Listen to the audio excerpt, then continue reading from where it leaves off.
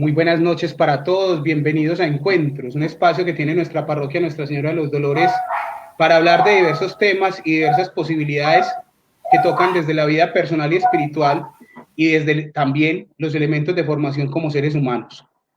Hoy tenemos un invitado súper especial, fue vicario parroquial nuestro, eso nos lo contará después, no me voy a centrar mucho en eso, pero sí quiero ponerlos en tónica de lo que vamos a vivir.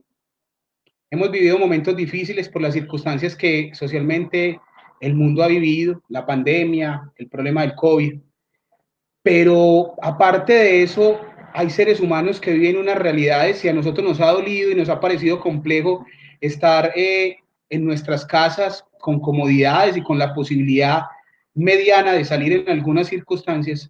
Hay seres humanos que están privados de su libertad hace muchísimo tiempo.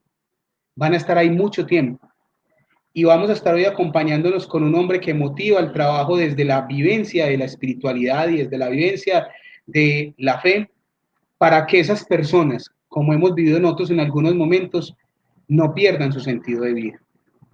Quiero entonces invitarlos a pensar que estar en un lugar limitada nuestras posibilidades, nuestras libertades, es también una experiencia que nos permite enriquecernos interiormente. Nelson Mandela vivió una experiencia de prisión de más de 27 años y bajo el poema Invictus le daba mucho sentido a su vida y desde su celda veía el mar y desde allí entendía que era tan libre como quisiera serlo, aún encerrado en cuatro paredes.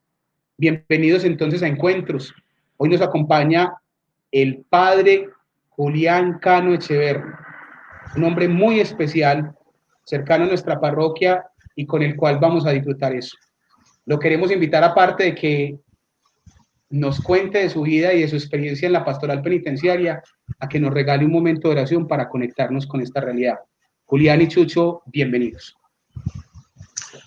Hola Gustavo, hola Chucho, hola querida comunidad parroquial de Nuestra Señora de los Dolores de la América, una parroquia donde crecí en mi ministerio, allí comenzó las primicias de mi sacerdocio y estoy muy agradecido por todo lo que allí esta querida comunidad me brindaron para mi formación.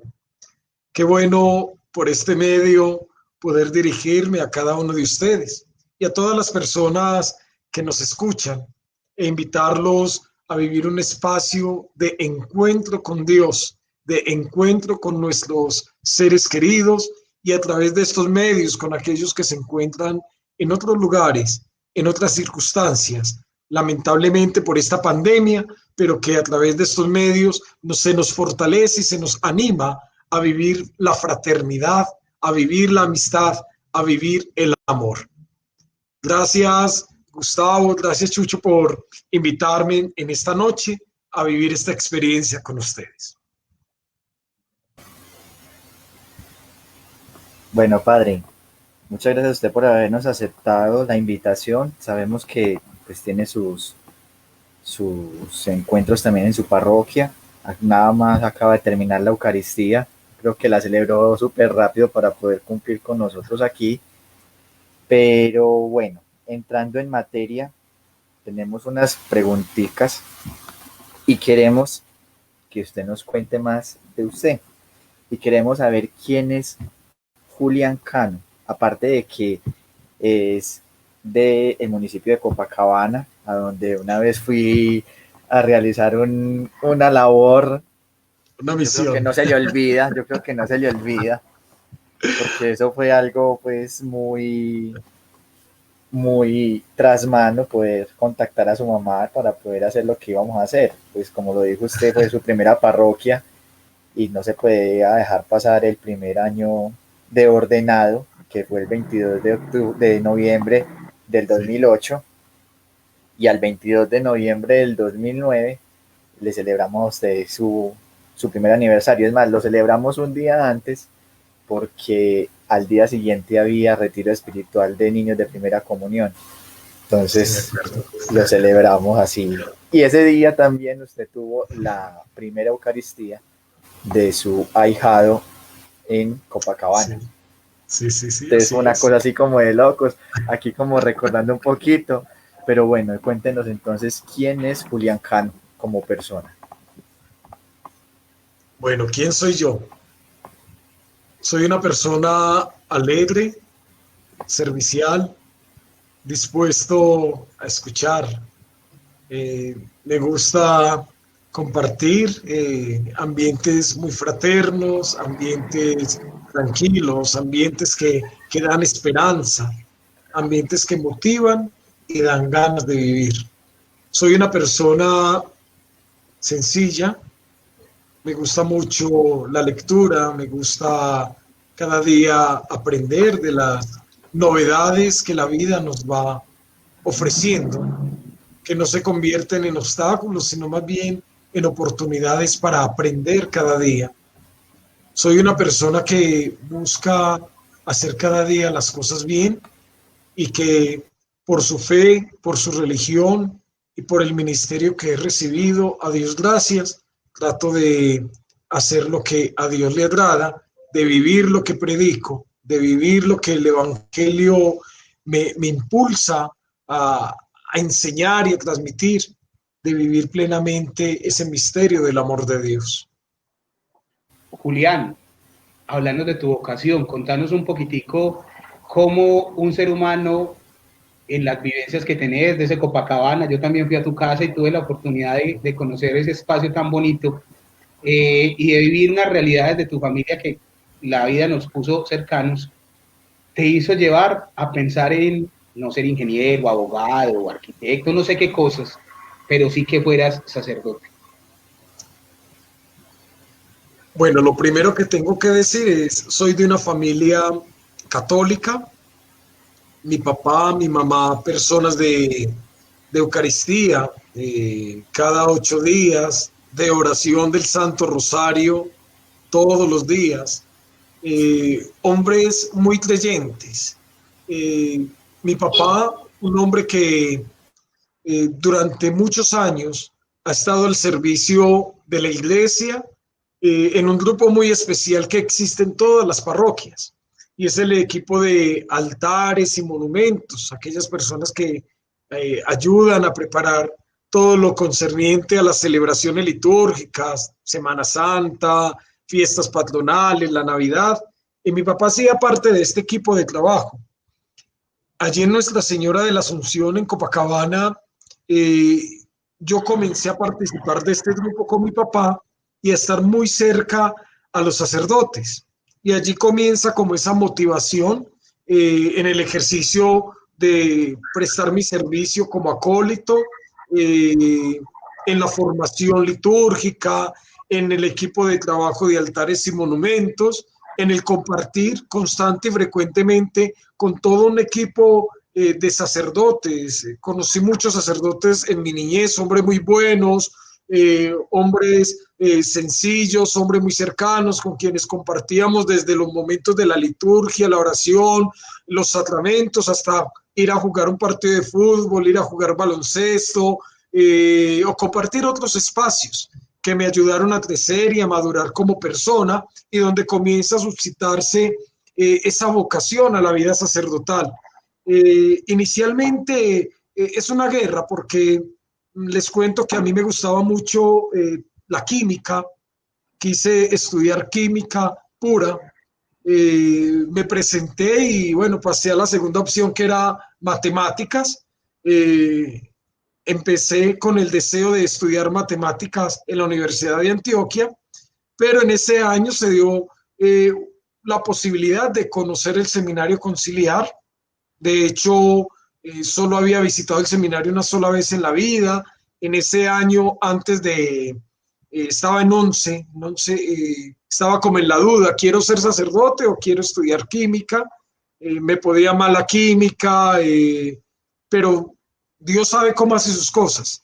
Y visitando allí el seminario en un ministerio de un hermano, ahora sacerdote, se dieron las cosas. Entré al seminario, si te gusta, aquí te hacemos un proceso de inducción, te ayudamos en ese proceso vocacional, a ese discernimiento, y empecé como ese proceso de aspirantado al seminario, y se dio la oportunidad y entré al seminario.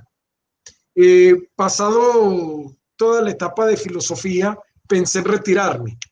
Seguía en la mente como yo quiero estudiar química y un amigo, sacerdote ahora, que es mi ahijado, él me decía también de Copacabana, del mismo equipo, de amigos, de monaguillos, él me decía, ¿qué te vas a retirar? Nos retiramos juntos el año entrante. Y ese año entrante, pues empecé a estudiar teología y allí como que se afina la vocación a la vida sacerdotal. Me apasiono precisamente por ese estudio de la teología y bueno, a Dios gracias, en el año 2008, el 22 de noviembre, recibo la ordenación sacerdotal por manos de Monseñor Alberto Giraldo Jaramillo, y puedo decir al día de hoy, feliz en mi ministerio sacerdotal, una experiencia maravillosa donde cada día voy creciendo, cada día voy acercándome más a ese conocimiento de Dios y cada día deseando aprender más de Él. Muy bien, padre, qué bonito eso que nos acaba de contar, que fue un caminar de la mano de su familia, que no fue una cosa que se desconectó de esa realidad familiar, sino que viendo a un papá cercano a Dios, hizo que un ser humano como usted se acercara a Dios. Y hay algo que no ha perdido, y voy a hacerle muy claro, usted es un hombre que tiene muy buena química con la gente. O sea que si bien la química no la ejerció de otra manera, sí la pudo ejercer en el enganche, en la capacidad que tiene de acercar a las personas. Así es, trato de vivir de una manera muy fraterna con el otro. Pienso que en la amistad, en una sonrisa, en una acogida, en el ser amable con el otro, se puede reflejar ese Dios cercano a la vida del hombre.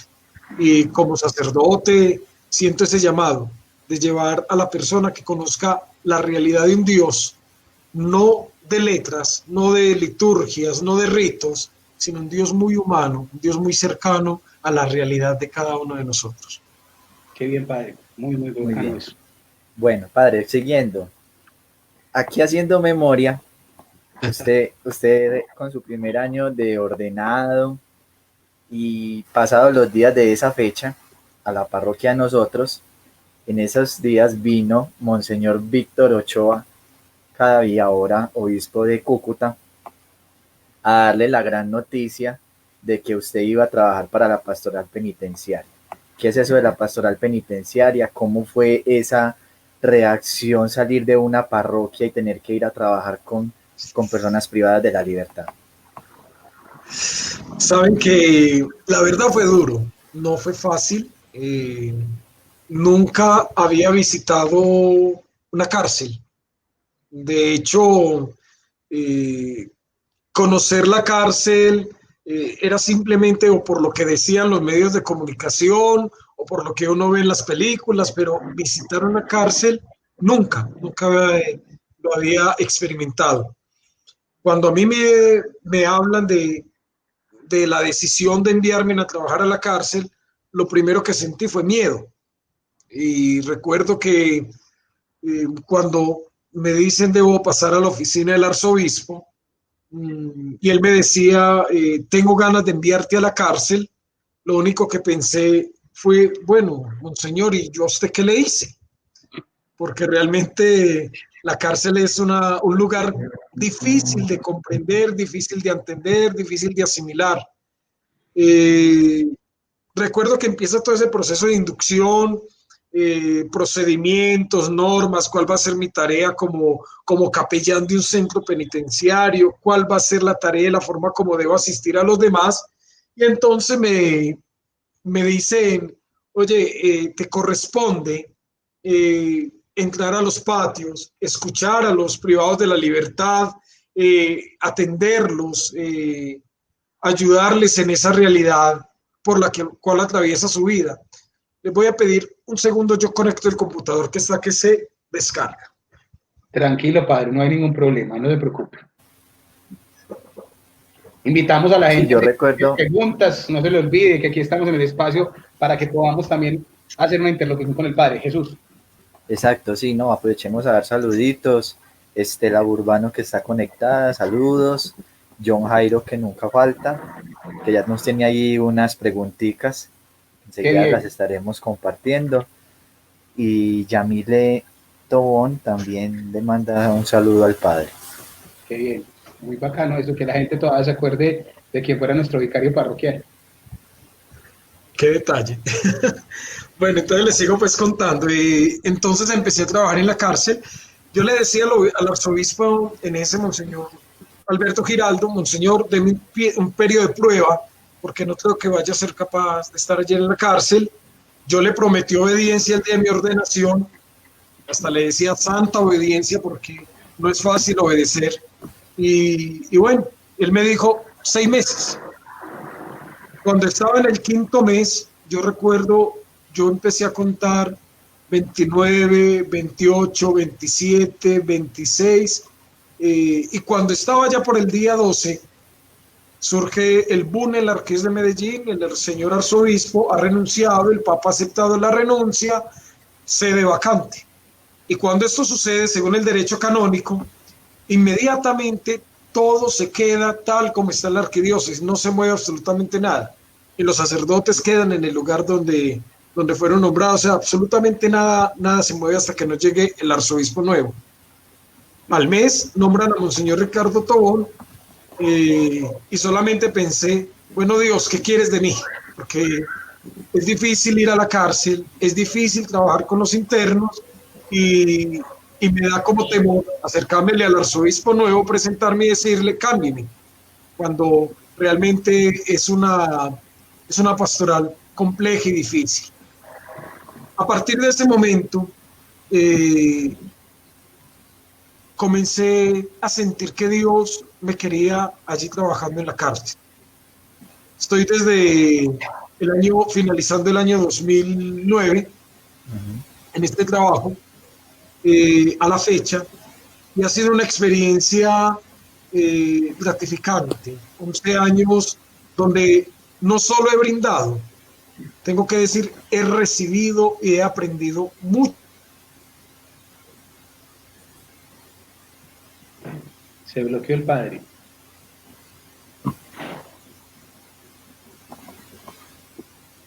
Mi internet siempre es bien interesante. Tenemos un momento que retomemos con el padre. Miren lo bonito que ha hablado el padre. O sea, si bien en su momento no estaba muy motivado para vivir la experiencia que Alberto Giraldo como arzobispo de Medellín le plantea, y que luego cuando se genera la vacancia en nuestra arquidiócesis y hace que él quede en un stand-by, un discernimiento personal le permite ir poco a poco encontrando respuesta. Y estamos hablando de que lleva en ese proceso ya 11 años, porque este es el año 2020 y hablamos de finalizando el 2009. Miren lo significativo, 10 años, miren lo significativo de cómo el llamado de Dios sí se ejerce en circunstancias que a ratos no lo entendemos. Escuchar a Julián es escuchar también los llamados que hay veces a uno la vida le hace, de estar en un lugar, de posibilitarse en otro, de tener que prestar un servicio en una realidad. Qué importante que entendiéramos eso, o sea, que muchas veces nosotros a los llamados o al llamado de lo que ocurre, pues de una u otra manera hay veces o hacemos oídos sordos o simplemente desechamos esa posibilidad. Julián nos está mostrando que ante el llamado de sacerdocio, que de pronto tenía esa disyuntiva de volver a una carrera como la química, que no la había empezado a estudiar, pero que le llamaba la atención, hay una respuesta consecuente, me mantengo. Y ante el llamado que le hace la vida, de manos de los obispos de nuestra arquidiócesis, también hay respuesta consecuente. Qué importante eso. Entonces miren que aquí hay una enseñanza interesante. Hay veces el llamado está más en nosotros y la respuesta está en cómo la demos nosotros. Padre, retomamos con usted.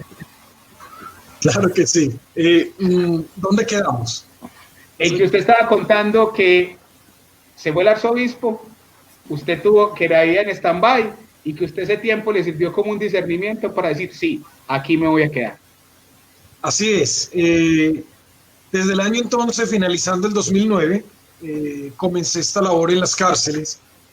La primera cárcel que visité fue la cárcel de Bellavista, el pabellón 8, un pabellón muy hacinado en aquel entonces, donde recuerdo que la primera vez que hablé con una persona privada de la libertad fue más el miedo que me dio el temor que sentí, precisamente por la conducta de esta persona, por la condición en la que se encontraba, pero al mismo tiempo la motivación de saber que esta persona necesita ayuda, esta persona necesita que se le hable de Dios, esta persona necesita una nueva oportunidad, esta persona necesita que nadie le juzgue, que nadie le condene, pues ya está juzgado, ya está condenado. Necesita es quien le enseñe a conocer a Jesucristo, que salve y redime de la culpa.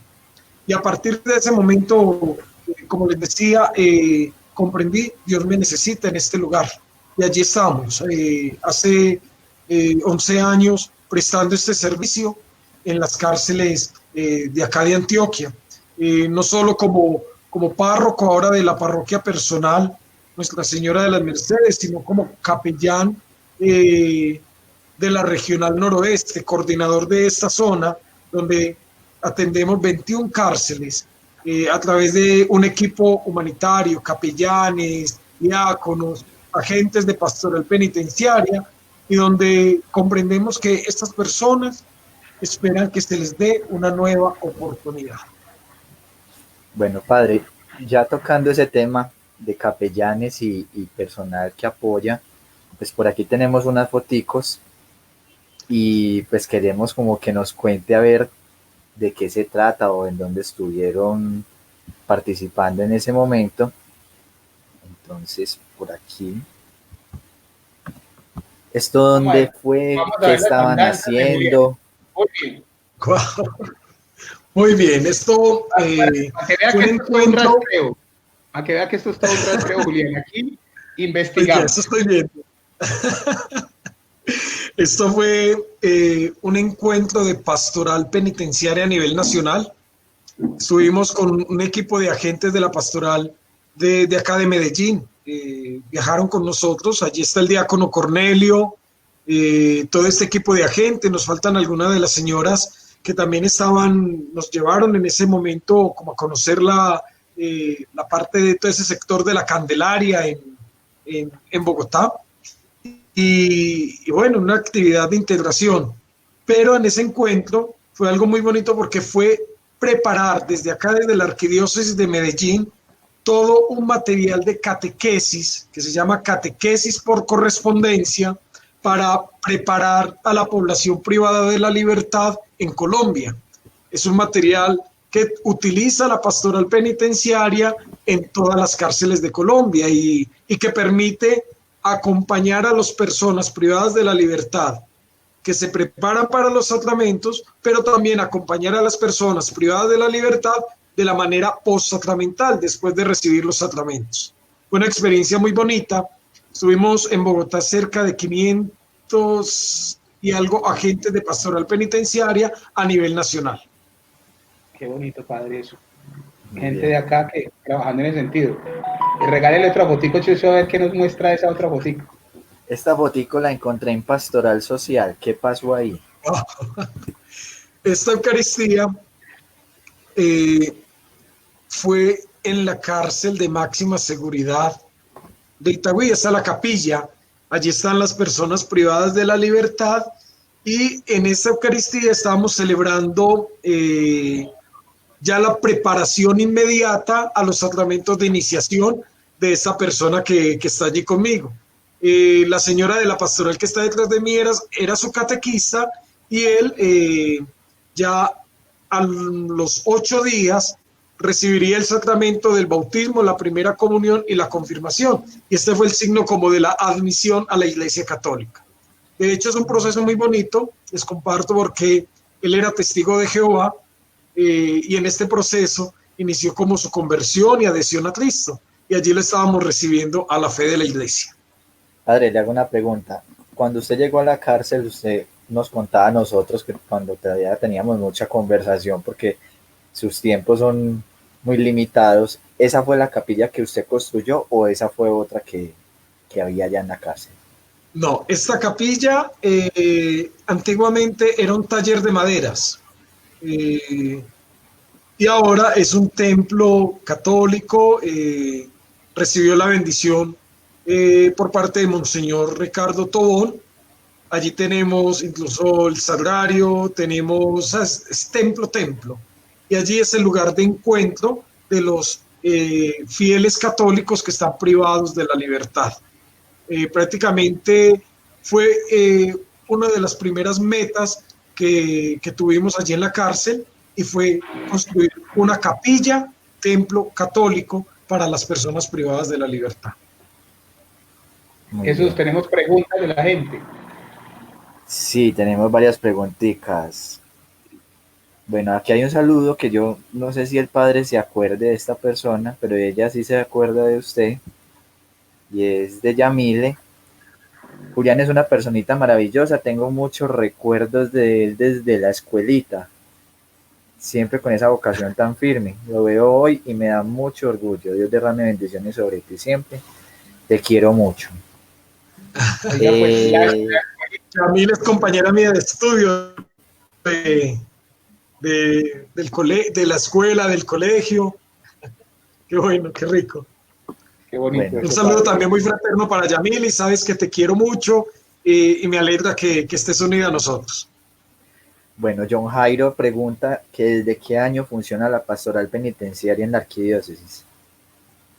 Bueno, la pastoral penitenciaria existe hace muchos años. O sea, estamos hablando desde que la cárcel estaba ubicada en el sector de La Ladera.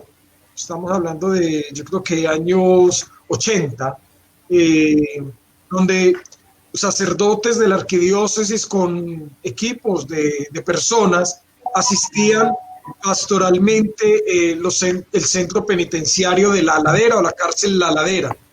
En el año 2000, Monseñor Alberto Giraldo erige una parroquia que se llama Parroquia Personal Nuestra Señora de las Mercedes. Y como regalo por la fiesta de las Mercedes, la ofrece a la población privada de la libertad y a las familias y al cuerpo de custodia y vigilancia y personal administrativo del IMPEC, para que tenga una identificación de parroquia. Como su nombre lo indica, es una parroquia personal, es muy diferente a lo que nosotros conocemos en la actualidad. Nos hablan de una parroquia y nos ubicamos en un templo externo, un templo edificado, una construcción como tal. Estas parroquias o parroquias personales que existen son muy pocas en el mundo, pero existen para atender un grupo poblacional. Entonces existe la parroquia personal militar para atender las personas privadas de a los militares. Existe la parroquia personal universitaria. Y acá en Medellín es la única, existe la parroquia personal penitenciaria para atender a las personas privadas de la libertad. Muy bien, bueno, por aquí tenemos otras dos foticos, vamos a preguntarle ahora esto dónde fue. Nos fuimos con las fotos. ¡Wow! Este fue otro encuentro de todos los capellanes a nivel nacional. Estábamos celebrando la Eucaristía en el auditorio Juan Pablo II, en la sede central del IMPEC. Este auditorio anteriormente era la Conferencia Episcopal de Colombia, que posterior se convirtió en la sede administrativa del IMPEC. Y todo este grupo de sacerdotes somos los que acompañamos las cárceles a nivel nacional. Muy bien. Y Siguiente esta fotico. otra, ¿qué estaban celebrando ahí? Wow. Okay. Allí estábamos celebrando el Día del IMPEC, que coincide con una fiesta litúrgica nuestra que es el 29 de junio, fiesta de los santos apóstoles San Pedro y San Pablo. Y en esta fiesta se celebra la fiesta del IMPEC, ya que San Pedro y San Pablo son los apóstoles del IMPEC. Allí estamos con una unidad de guardia, policía judicial, que ese día estaba siendo condecorada, si no estoy mal, por antigüedad de años de servicio. Muy bien. Bueno. Julián, ahí veo todas las experiencias, una experiencia que haya marcado mucho tu vida en la pastoral penitenciaria. Sencilla, sentida, que vos digas, esto para mí ha sido significativo en mi vida personal o en tu vida sacerdotal. La experiencia de de acompañar un PPL que fue muy fuerte, porque no voy a mencionar su nombre por cuidar su integridad, ya estaba gozando de libertad, pero el caso de esta persona fue un caso de ingresar a grupos al margen de la ley. Por ingresar al grupo al margen de la ley, se aleja de su familia, y solo cuando es capturado se hace ese proceso de reencuentro con la familia. Ese reencuentro con la familia se logra después de 12 años de él estar privado de la libertad, y lo logramos en la cárcel de La Paz, en Itagüí. Esa visita se puede vivir en 3 momentos.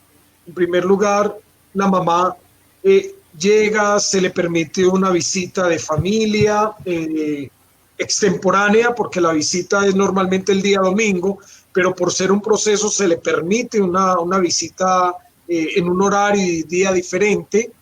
La mamá, después de esa visita, cae en una enfermedad de gravedad, hasta el punto de dejarla casi como un vegetal. Segunda visita, llevan a la mamá a la cárcel en ese estado lamentable de su vida, y la tercera visita la llevan en un ataúd. Fueron 3 visitas que recibe él de su mamá y que marcaron mucho la vida, no solamente mi vida como sacerdote, sino la vida de muchos internos, quienes a partir de ese momento y quienes vivieron ese momento con esta otra persona privada de la libertad, aprendieron a valorar mucho sus seres queridos, porque lamentablemente, dicho por las palabras del mismo hijo privado de la libertad, no valoró el tiempo de compartir con su familia, y solo pudo ver a su familia después de que fue detenido 3 veces, y entre esas 3 veces ver a su mamá, quien falleció en ese periodo de estar privado de la libertad. Qué bueno que ya hay gozo de libertad y que de pronto sea más cercano a la vida familiar, un elemento Sí, que de pronto le haya quedado como experiencia de vida. así es, así es.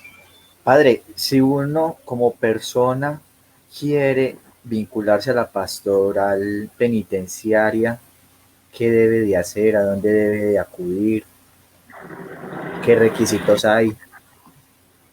Bueno, ¿qué requisitos se tienen para ser agente de pastoral penitenciaria? Primero, ser una persona de una profunda fe, una persona que dé testimonio de su fe cristiana y católica, una persona que tenga la disposición de brindar de su tiempo, de su recurso humano, en asistencia a las personas que están privadas de la libertad, que practique los principios de la fe, la esperanza y la caridad, que tenga disposición de reconocer a Cristo en aquel que está privado de la libertad, una persona que tenga disposición de dar testimonio y que busque con su vida ayudar a la reconciliación y a la resocialización de aquellos que están privados de la libertad.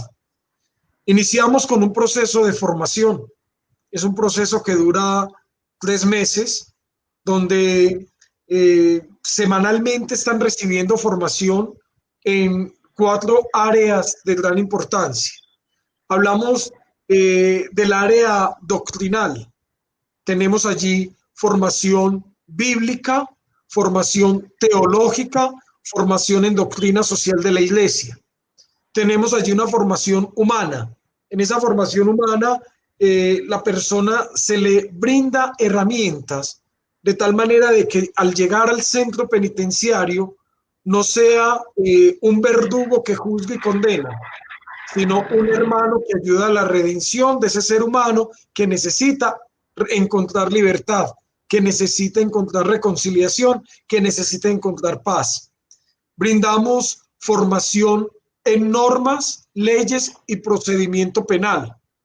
Es importante que el misionero, que el agente de pastoral conozca el lugar de la misión, conozca la realidad de quien está privado de la libertad y por qué está privado de la libertad. Es importante que nuestros agentes de pastoral conozcan y se instruyan en la ley penitenciaria o en la norma penitenciaria. Y en un cuarto momento se brinda formación a las personas acerca de todo lo que es el lineamiento y el instructivo de lo que es red de apoyo penitenciaria. Porque como iglesia y agentes de pastoral hacemos parte dentro del marco penitenciario de todo un equipo de red de apoyo que apoya el proceso de redención, de resocialización del privado de la libertad. Una vez se termina ese proceso de formación y la persona reúne el perfil y la persona es viable desde el estudio de seguridad que se le realiza, es enviado por el señor arzobispo para ser parte de nuestro equipo de agentes de pastoral en los centros penitenciarios donde se destine su servicio. Hoy, ¿cuántas personas tienen? No por la situación de la pandemia, sino en general en su equipo, con las personas padres ahí. Tenemos un equipo conformado por 4 sacerdotes de la Arquidiócesis de Medellín.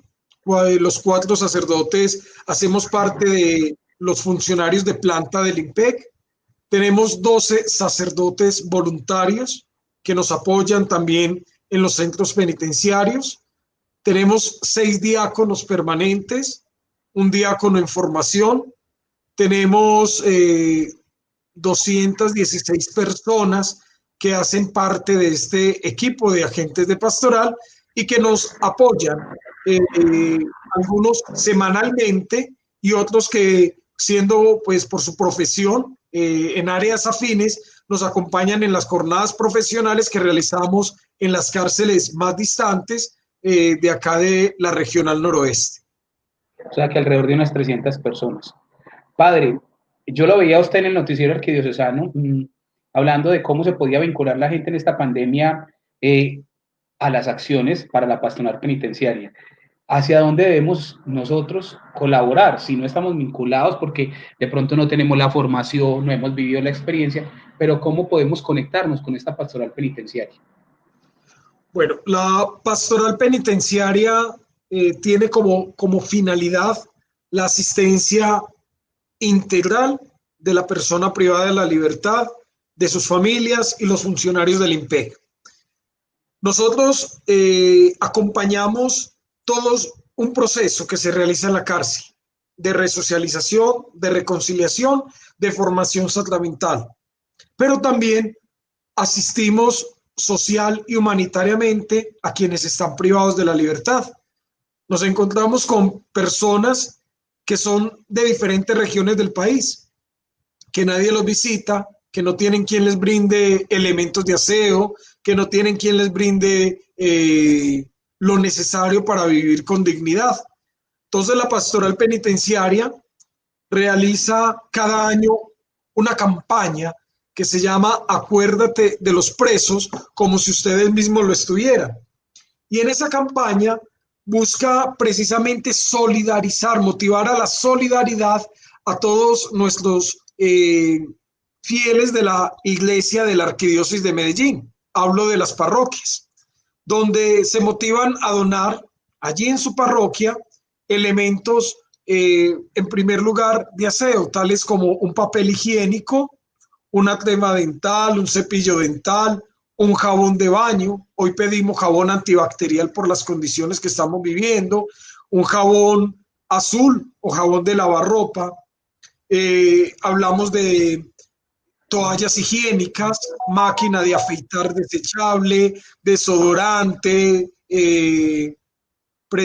preferiblemente desodorante en sobre y champú en sobre, que son los que están permitidos ingresar al centro penitenciario.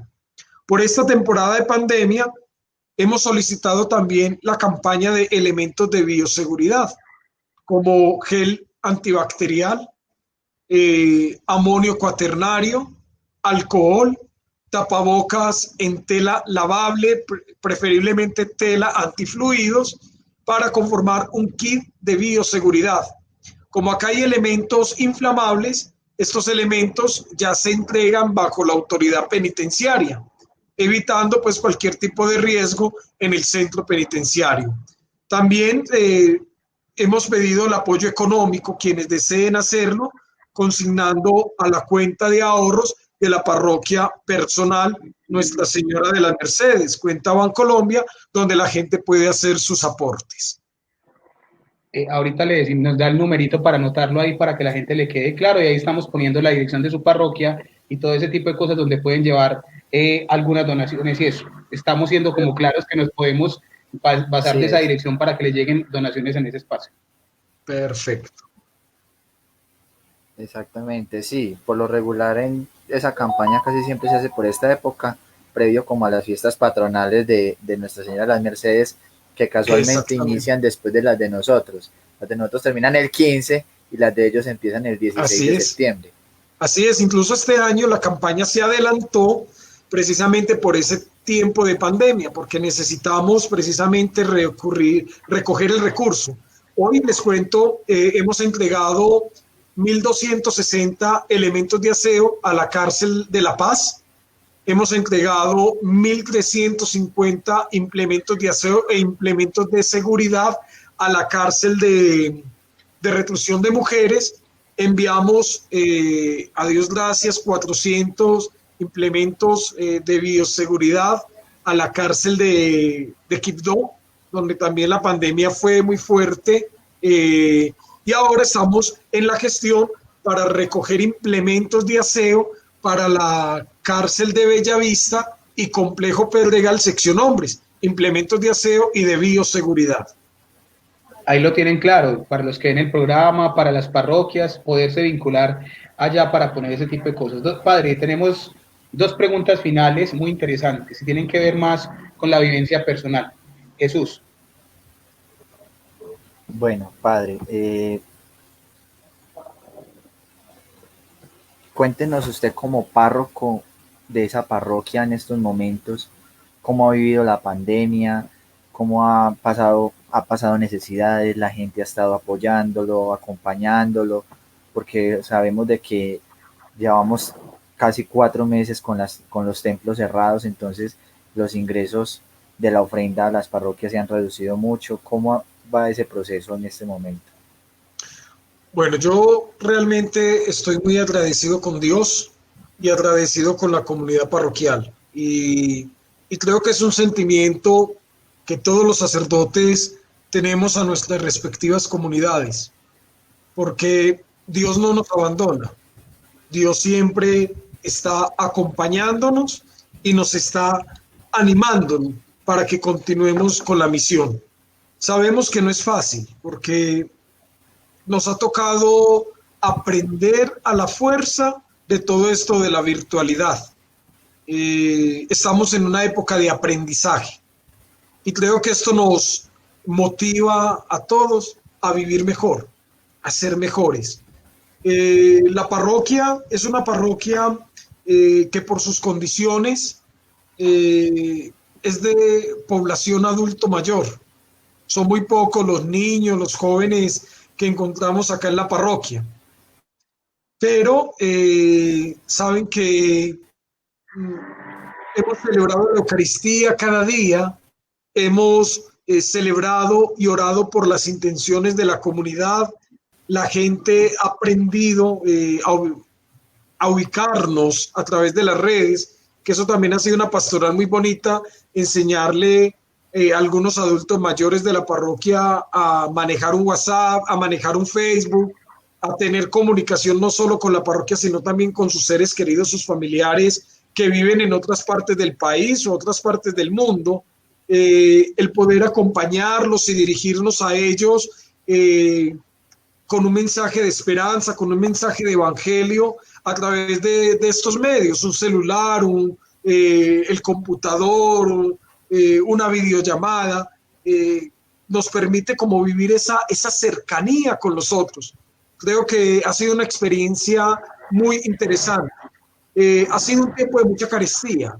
Las parroquias, su mayor fuente de ingresos son las ofrendas.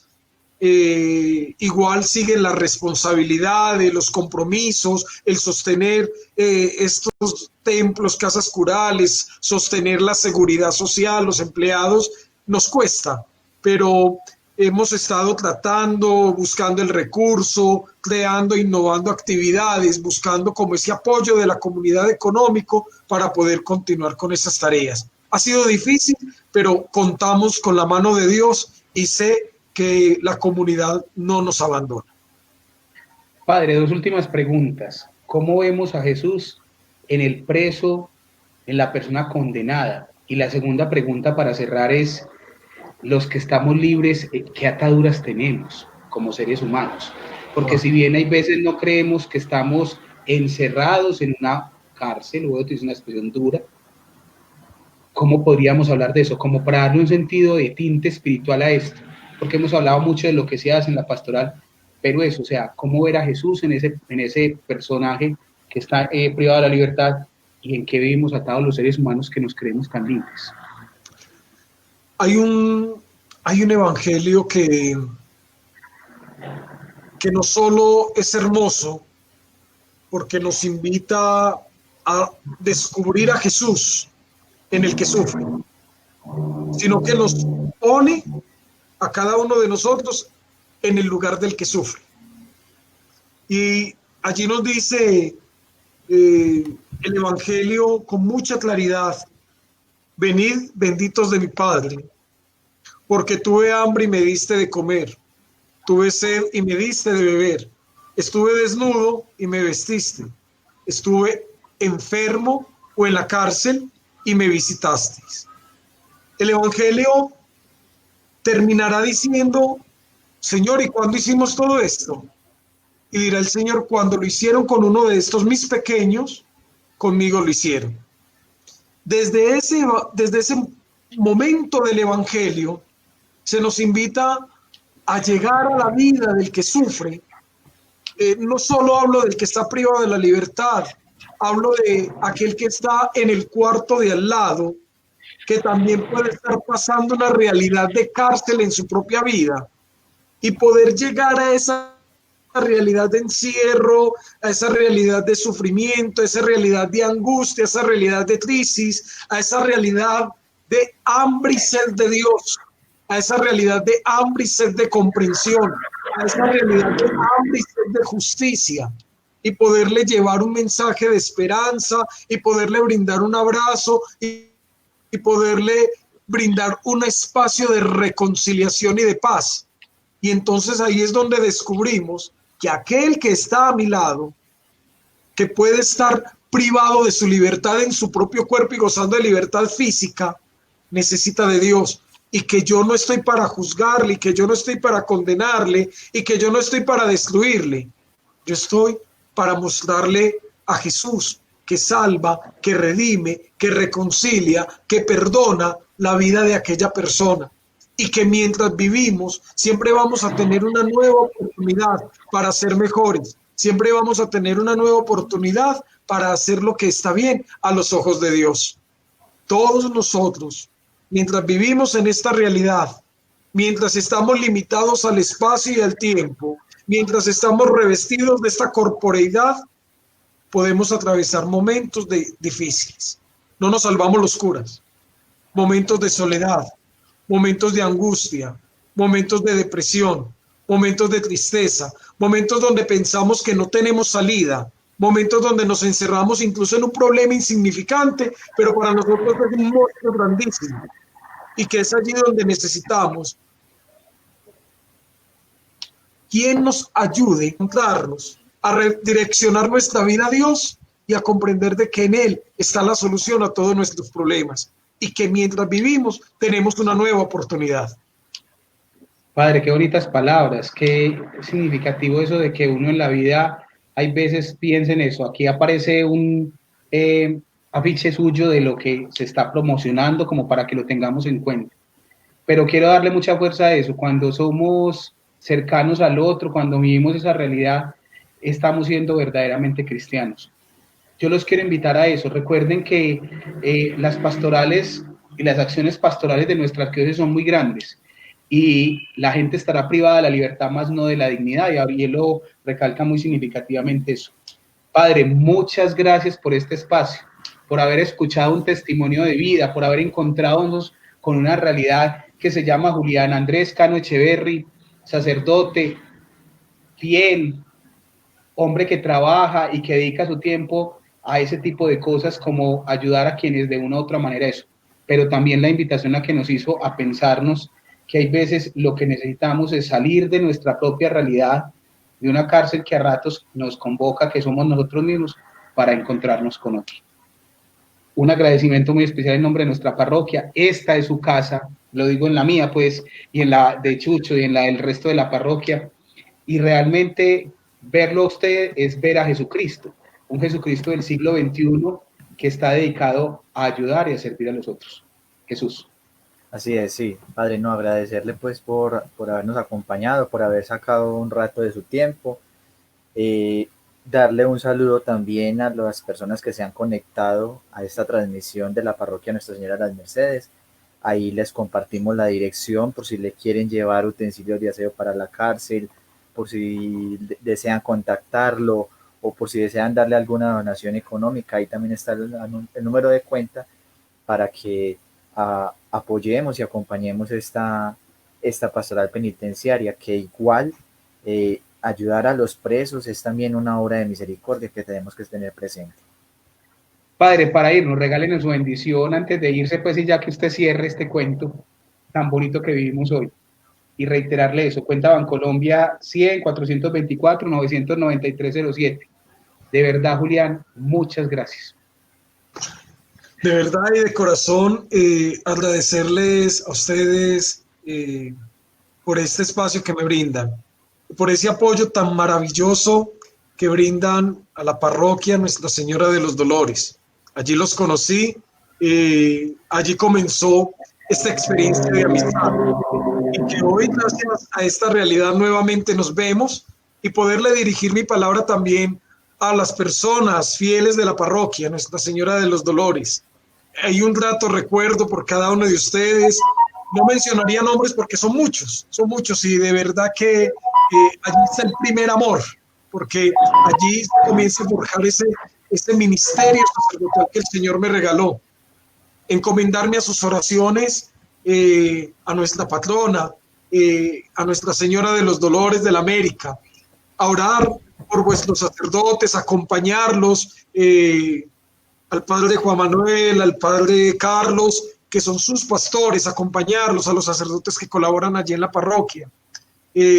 Unirse siempre como comunidad, vivir esa experiencia fraterna del amor de Dios.